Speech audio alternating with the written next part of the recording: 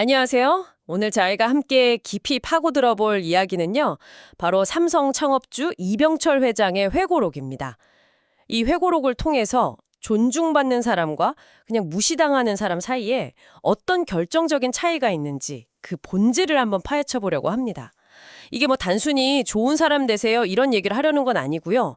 진짜 신뢰와 존중을 얻는다는 게 뭔지 그 핵심을 제대로 짚어보는 게 저희의 미션입니다. 네, 맞습니다. 사실 이 회고록을 그냥 한 기업가의 성공 스토리, 이 정도로만 생각하면 정말 큰 걸 놓치는 거죠. 이건 수십 년 동안 거대한 조직을 이끌면서 겪었던 그 수많은 인간관계의 희로애락이 담긴 일종의 인간 본성 관찰기라고 봐야 합니다. 오늘 그 날카로운 통찰들을 한번 하나씩 꺼내보죠. 좋습니다. 그럼 가장 먼저 제 눈길을 끈 것부터 시작해 볼까요? 거의 책 첫 부분에 나오는 고백이었는데요. 젊었을 때 모든 사람에게 존중받아야 한다. 이렇게 굳게 믿었는데 그게 인간이 저지를 수 있는 가장 큰 착각 중 하나였다는 거예요. 그러면서 좋은 사람이랑 존중받는 사람은 완전히 다른 거라고 딱 선을 긋더라고요. 아, 그 부분이죠. 네. 좋은 사람은 불편한 말을 피하지만 존중받는 사람은 필요할 땐 꼭 그 불편한 말을 한다는 거죠. 이게 참 머리로는 알겠는데 말이죠. 바로 그 지점이 오늘 이야기의 핵심입니다. 대부분의 사람들이 존중받고 싶다는 욕구를 모든 사람에게 사랑받고 싶다는 거랑 혼동하거든요. 근데 이병철 회장은 그 두 개는 같이 갈 수가 없다고 본 겁니다. 양립할 수 없다. 네. 왜냐하면 진심과 진실이라는 게 종종 상대방을 불편하게 만들 때가 많으니까요.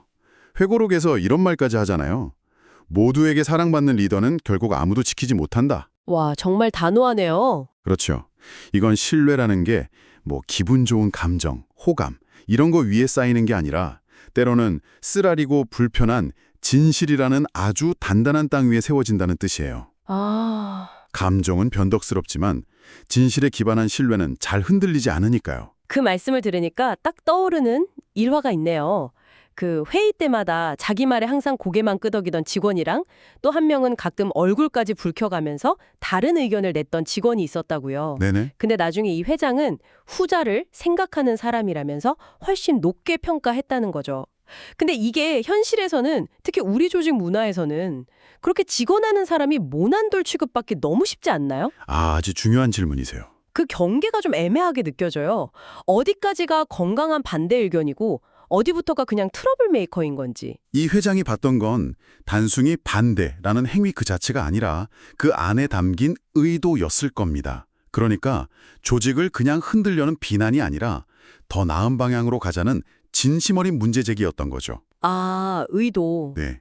모든 말에 네네 하는 사람은 사실 아무 생각이 없거나 아니면 그냥 자기 안위를 지키는 게 최우선인 사람일 수 있어요. 당장은 편하죠. 하지만 결국 문제가 고마 터질 때까지 그냥 두게 만들 수 있거든요.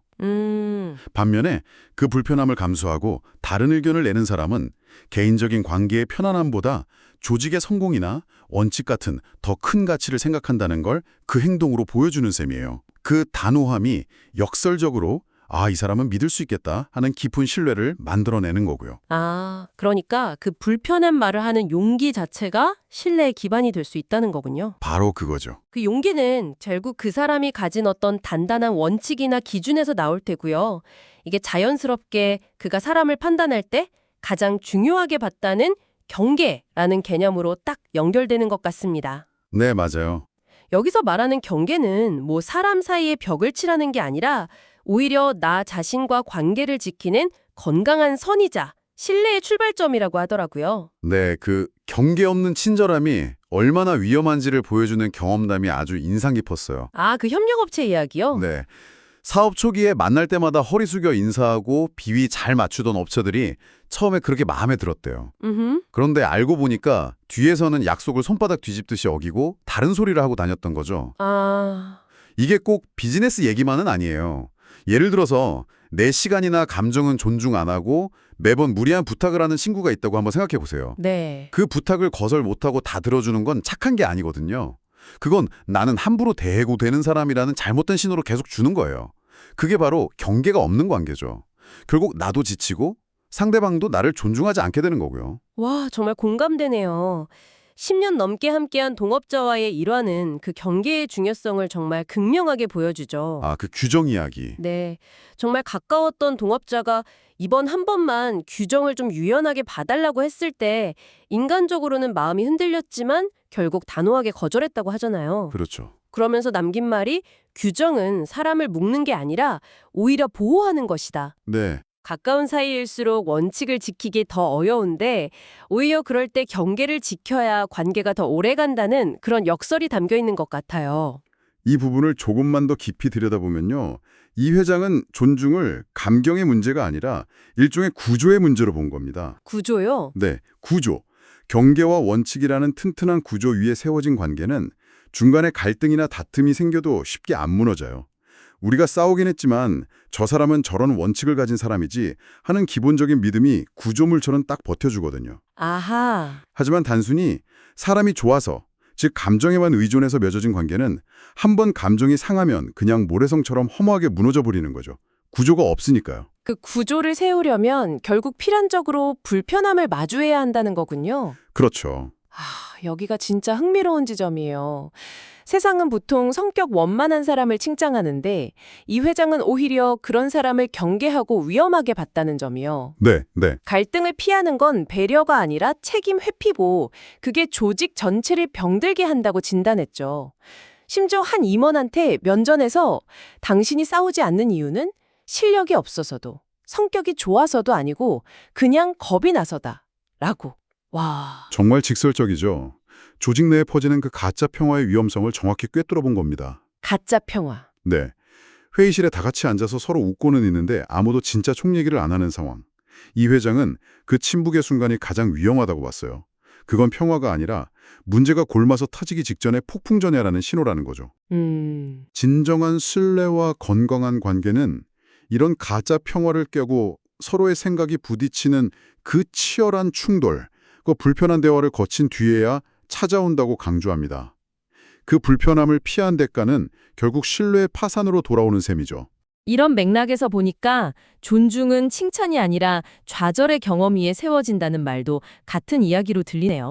맞습니다. 그는 좌절이 없는 인생은 미숙한 인생이다 라고 단언했어요.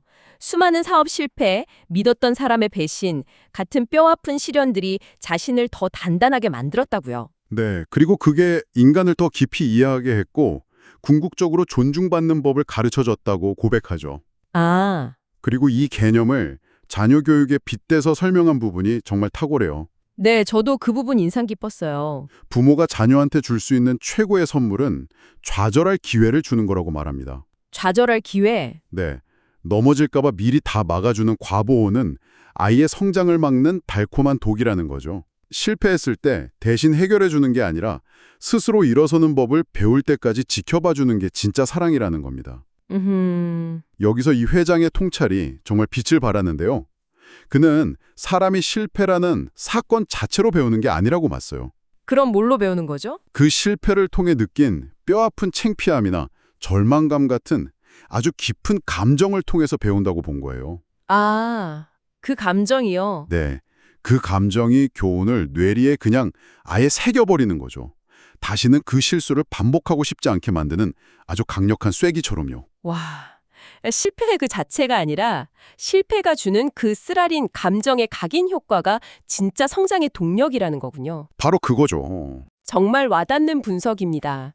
결국 우리가 피하고 싶어하는 불편함, 갈등, 좌절 같은 경험들이 사실은 존중의 토대가 되는 필수 영양소라는 이야기네요. 자, 그럼 여기서 또 다른 질문이 생깁니다. 우리가 의도적으로 만드는 건강한 불편함 말고요. 피할 수 없이 마주치는 타인의 무례함, 이건 어떻게 다뤄야 할까요?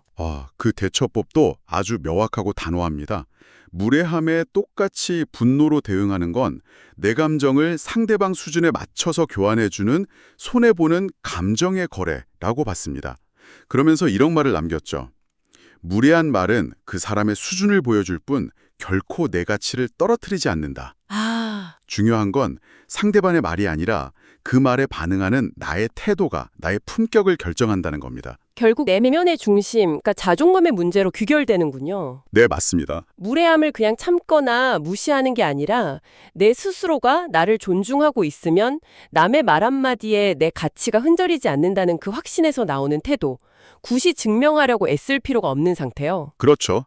이 회장은 그런 품격 있는 침묵이 단기적으로는 지는 것처럼 보여도 시간이 지나면 결국 더 큰 신뢰와 권위가 돼서 돌아온다고 봤던 거고요. 장기적인 관점이네요. 네, 장기적인 관점인 거죠.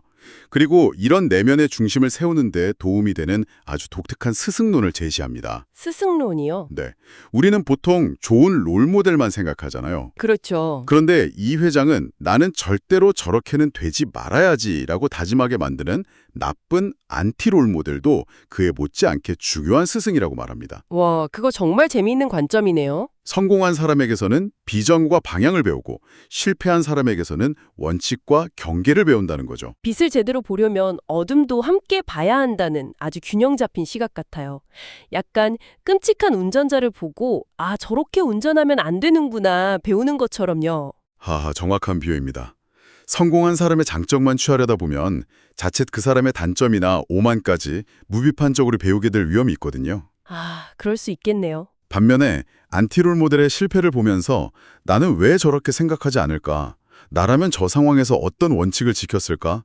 이걸 고민하는 과정 자체가 내 자신의 가치관과 경계를 아주 선명하고 단단하게 만들어줍니다.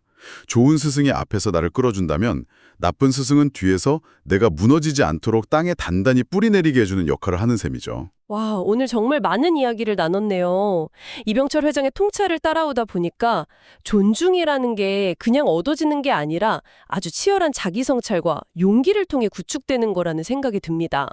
지금까지의 내용을 바탕으로 청취자 여러분이 실생활에 적용해 볼 만한 핵심 원칙들 좀 정리해 두실 수 있을까요? 네, 몇 가지로 요약해 볼 수 있겠습니다. 첫째, 다른 사람에게 좋은 사람으로 보이려는 욕심을 버리고 신뢰할 수 있는 사람이 되는 것을 목표로 삼으세요. 둘째, 나와 타인 모두를 지키기 위해서 건강한 경계를 설정하고 그걸 지킬 용기를 내셔야 합니다. 셋째, 진실을 말해야 할 때 관계가 불편해질 것을 두려워하지 마세요. 그 불편함이 신뢰의 씨앗이 될 수 있습니다. 그리고 마지막으로 인생에서 겪는 좌절을 실패가 아니라 더 단단해지기 위한 성장의 기회로 받아들이는 겁니다. 이 원칙들이 뭐 수십 년 전 대기업 회장님의 이야기가 아니라 오늘을 살아가는 우리 모두의 직장 생활, 가족, 친구 관계에 그대로 적용될 수 있는 보편적인 지혜라는 생각이 드네요. 그렇습니다. 결국 진정한 존중은 이 회장이 남긴 이 한마디의 태도에서 시작되는 것 같아요. 사람들이 당신을 싫어할 수는 있다. 그러나 절대로 당신을 무시하게 두시는 마라. 아, 이 마음가짐이 모든 것의 출발점이죠. 네, 무시당하지 않는 삶. 오늘 대화의 핵심인 것 같습니다. 마지막으로 청취자 여러분께 생각할 거리를 하나 던지면서 마무리하고 싶습니다. 이병철 회장은 안티 롤모델을 통해 중요한 것을 배웠다고 했습니다.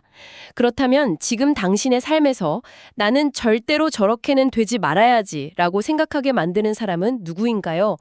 그리고 그 사람은 역설적으로 당신에게 어떤 소중한 가르침을 주고 있는지 한번 조용히 생각해 보시면 어떨까요? 오늘 나눈 이야기가 여러분에게 생각할 거리를 주었다면 긍정적인 피드백을 남겨주세요. 더 듣고 싶은 주제가 있다면 여러분의 의견을 알려주세요. 여러분의 피드백은 다음 이야기를 준비하는 데 큰 도움이 될 겁니다.